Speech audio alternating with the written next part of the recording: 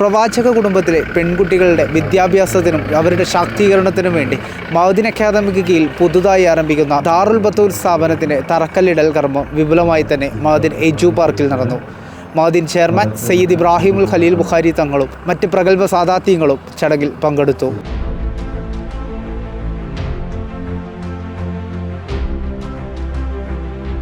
ജീവിതത്തിലെ വലിയൊരു സ്വപ്ന സാക്ഷാത്കാരത്തിൻ്റെ ദിവസമാണിന്ന്. പ്രവാചക തിരുമേനി സ്വല്ലല്ലാഹു അലൈഹി വസല്ലം സ്വന്തം മകൾ ഫാത്തിമത്തു സഹ്റ റളിയല്ലാഹു അൻഹായെ അമീറുൽ അലി ബിൻ അബി ത്വാലിബ് റളിയല്ലാഹു നിക്കാഹ് ചെയ്തു കൊടുക്കുമ്പോഴുള്ള ദുആ എല്ലാ ദുആകളിലും വ്യത്യസ്തമായിരുന്നു. സാധാരണഗതിയിൽ എല്ലാ കുടുംബജീവിതത്തിലും ബാറക്കല്ലാഹു ലക്കുമ ബാറക അലൈക്കുമ ജമ ബൈനക്കുമ ഫീ ഖൈരിൻ വലത്തിഫിൻ വഅഫിയ എന്നാണ് ദുആ ചെയ്യാറുള്ളെങ്കിൽ സ്വന്തം മകൾ ഫാത്തിമത്തു സഹ്റ റളിയല്ലാഹുവിൻ്റെ ദുആ ചെയ്യുമ്പോൾ ജഅല നസ്തഹുമ മഫാത്തിഹർ റഹ്മ വ മഅദിനൽ ഹിക്മ വ അംനൽ ലിൽ ഉമ്മ എന്നാണ്. അഥവാ അഹ്ലുബൈത്തിൻ്റെ വിഷൻ എന്താണ്, മിഷൻ എന്താണ് എന്ന് അവിടുന്ന് നിർണയിച്ച് കാണിക്കുകയാണ്.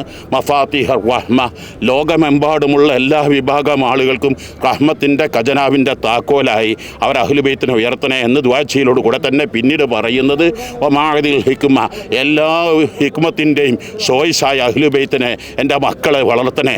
പിന്നെ ദുആ ചെയ്യുന്നത് വഅംനൽ ഉമ്മ, എൻ്റെ ഉമ്മത്ത് ലോകാവസാനം എവിടെ വിഷമിക്കുമ്പോഴും പ്രയാസപ്പെടുമ്പോഴും അവർക്ക് അമ്ന ആകണമേ അല്ലാഹ്. ഇതിനാദ്യമായി വേണ്ടത് വിജ്ഞാനമാണ്.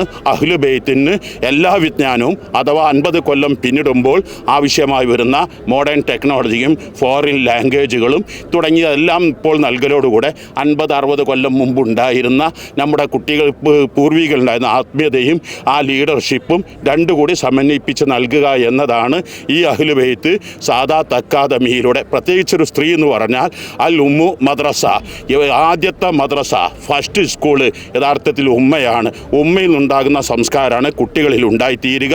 ആയതുകൊണ്ടാണ് അഹ്ലുബൈത്തിലെ സാദാത്തുക്കളെ അവരെ ഹാഫിളത്തുകളാക്കി, അവരെ ലോകോത്തര പ്രതിഭാത്വം നൽകി, അവരെ കലാതിലകങ്ങളാക്കി, അവരെ സമൂഹത്തിലെ മുഖ്യധാരയിലേക്ക് എത്തിക്കുക എന്ന ലക്ഷ്യത്തോടു കൂടെയാണ് ഈ ദാറുൽ ബത്തൂലിന് ആരംഭം.